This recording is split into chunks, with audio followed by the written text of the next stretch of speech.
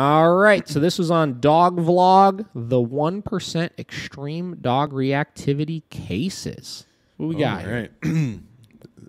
This is from Chris here. I have a doodle that I have been training. He's now 2 years, and the main problem I'm having is he's been lunging and barking not only at other dogs, but people, which is scaring the shit out of me. Understandable.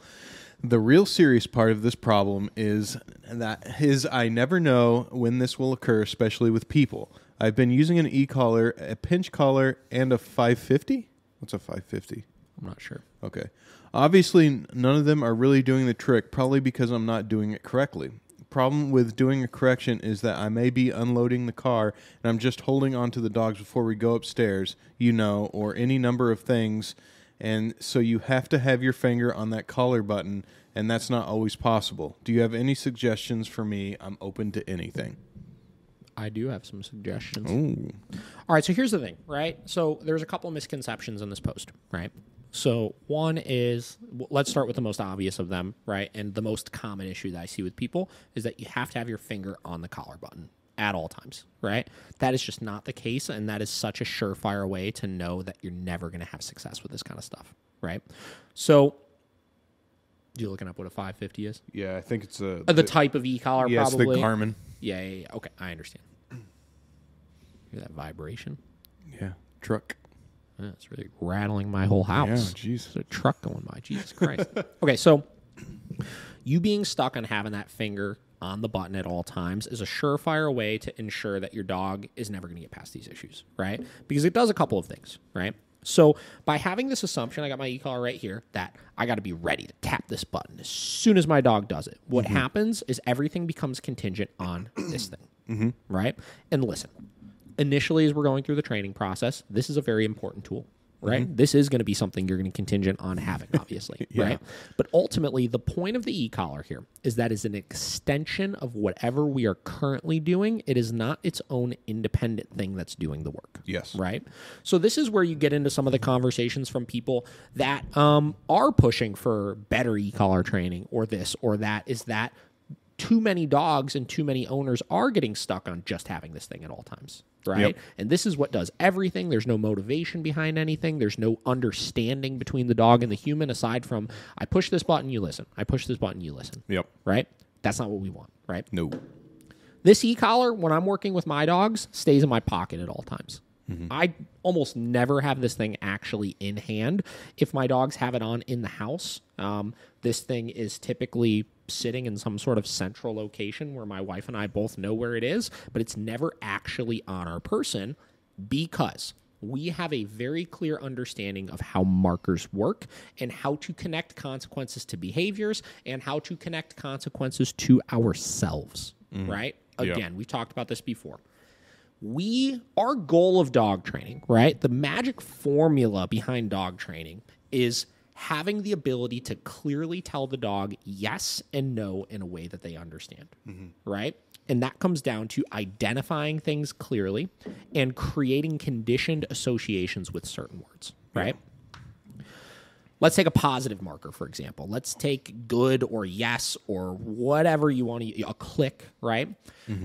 There's a reason why when people are using clicker training or marker-based training or any of those types of things, they have an extensive process of conditioning in their marker first before they go to implement it. And how do they do that? Let's say this pen's the clicker, and let's say I got a pocket full of treats here. What they're going to do is they're going to click, give a reward. Click, give a reward. Click, give a reward over and over and over and over again with a spacing between the two of them. And what the goal is they want to start to see that well before they actually ever go to give the dog the reward, that when they hear click, the dog immediately elicits a positive association. Yep.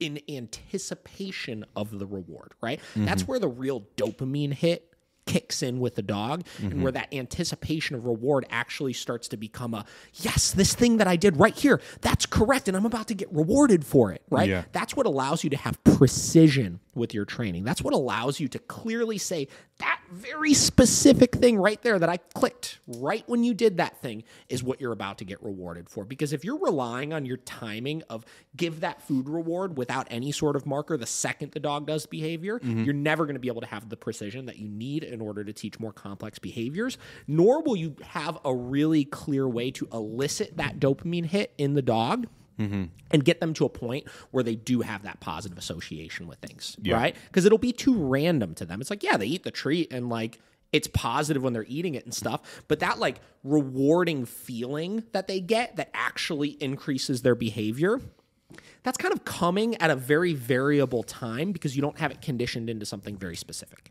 Does that make sense? Am I saying that in a weird way? No. Okay. Now, let's take our negative marker. Now, I'm not one that's going to sit here and say you need to go about conditioning in your negative marker and tell your dog no, then shock them.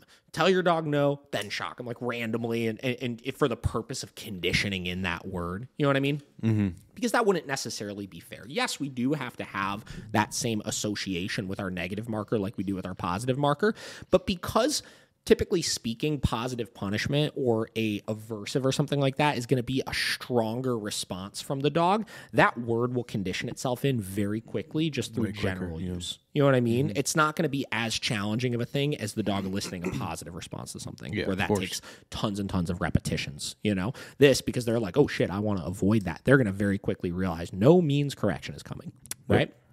So what I recommend for everybody, I did a lesson yesterday with a dog. Would you remember? Oh, you remember Major? The German Shepherd we did a couple videos with? Okay, so Major came in for a brush-up session yesterday, and the wife is having all these issues with handling him, right? She's just like, the husband did like the send-home lesson, the husband did all the follow-up training, and he's been going out of town, and he went out of town recently, and she started realizing, oh shit, like I don't have any control over this dog. You know, because the husband's done pretty much everything. So the number one problem that I saw was she was just glued to this thing in her hand, right? So we just focused on that entire session. I was like, get the e-collar remote out of your fucking hand, right? I was like, put it on your neck. Don't even touch the thing, right? And we focused on her just giving clear information to the dog and making sure if we needed to give corrections for things, those corrections came at the appropriate time after our verbal commands and our markers and our information that we were giving our dog came, and we fixed all of her timing related issues. And what a freaking transformation we saw from the beginning of that session to the end of that session, just in her confidence and ability to communicate clearly to the dog. She started for the first time noticing, wow, my dog is looking at me. My dog's not looking at the e-collar remote. He's looking at me. And my dog is listening to me. My dog's listening to my marker. She started seeing that when she would tell the dog no, the dog was like, oh shit, and would look at her. You know what I mean? She started seeing the power of her words because it wasn't like, click, click, click, click, you know what I mean? Like, I gotta be so fast and clicking on the button and stuff like that, right? So this is the biggest misconception here is you need to start looking at things in that light, and you need to start getting yourself detached from your remote a little bit. We still have to use it. We still have to punish for these behaviors, right? But it should only come after we've given clear information to the dog. So getting back to this person's situation, let's take their reactivity, and we'll get into the second part of things, which is the actual addressing of the reactivity, obviously. But let's say, hypothetically, we need to correct for the dog reacting. We're unloading shit from the car. We don't have the e-collar in our hand. It's in our pocket. It's in your purse, whatever, right? Get your dog out. And if your dog does the thing that you don't want them to do, tell them no, right? Mark the behavior, right? Forget the fucking e-collar remote for a minute. And if when you tell your dog no in that moment, the dog doesn't immediately go, oh shit, I shouldn't do that, focus in on you and think, I know I'm going to get corrected for this in a minute, you've seen your problem. Right? Your problem is that you have not gained any verbal control over your dog. You've only gained visual control when you have the remote. Right? That's where the magic happens. So tell your dog no. And here's the other side of things. Let's say when you say no, the dog stops doing the behavior because you do start conditioning it in over time. Still get your remote. Still give the correction. Because no is not the correction. No is our marker. No differently than the clicker is not the reward. The clicker is the marker. Even if the dog does the correct thing, when you click, you're still going to give them a treat. If we say no, we're still going to give a correction for that, because our goal is not that we say no and the dog stops doing the behavior. The goal is that the behavior goes away altogether. It gets inhibited. It disappears. Goodbye. All right. So that's one side of the equation here, right? Second side of the equation is, let's see what we got here. He's been lunging and barking not only at other dogs, but people, and it's scaring the shit out of him. All right. So the real serious part of the problem is I never know when it will occur, especially with people. So there's a couple of follow-up questions that I would need answered. And we'll try to break them down, obviously, regardless in this thing, right? First question, is your dog, even though it's random, is the dog only ever doing it when they're on leash, or do they do it in off-leash scenarios, right? So a lot of times when people say things like this, it'll be predictable enough where it only ever happens on leash, right? And it's just inconsistent as far as which person the dog lunges at, right? If that's the case, step one, management and safety protocols, you have to make sure anytime your dog is on a leash, you maintain enough distance from dogs or people where if your dog lunged at them, they couldn't make contact.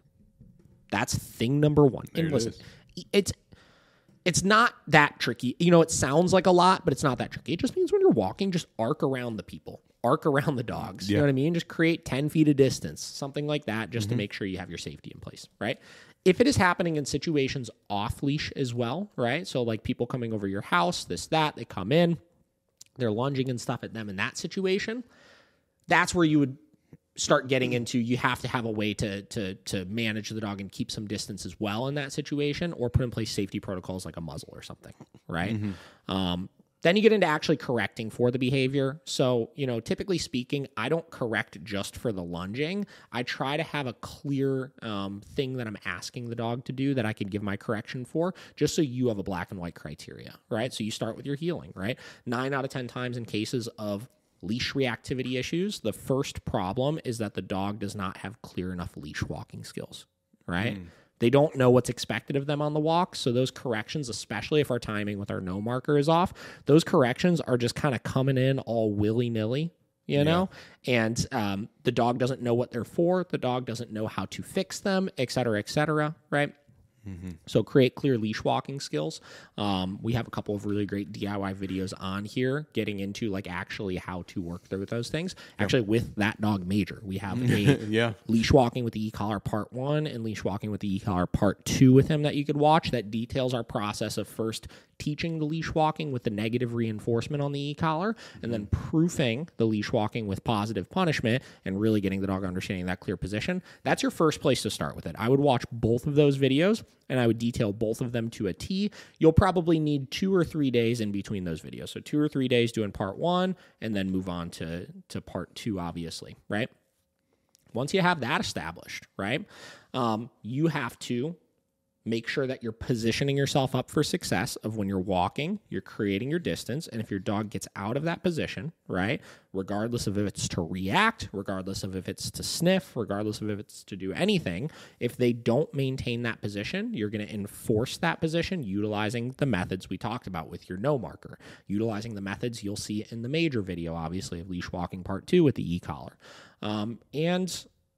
The last variable with it is if your timing is really good and you're holding the dog to a really, really clear criteria with it, your motivation has to match it, right? Is your level high enough? Most times it's not. Most times dogs don't give a shit about the corrections we're giving because we're constantly underwhelming them because we're scared of going too high. Again, we're using aversives, right? The goal is that the dog doesn't like it. So make sure it counts if you're going to give a correction so you don't have to nag the dog and do it all the time. Yeah. Right?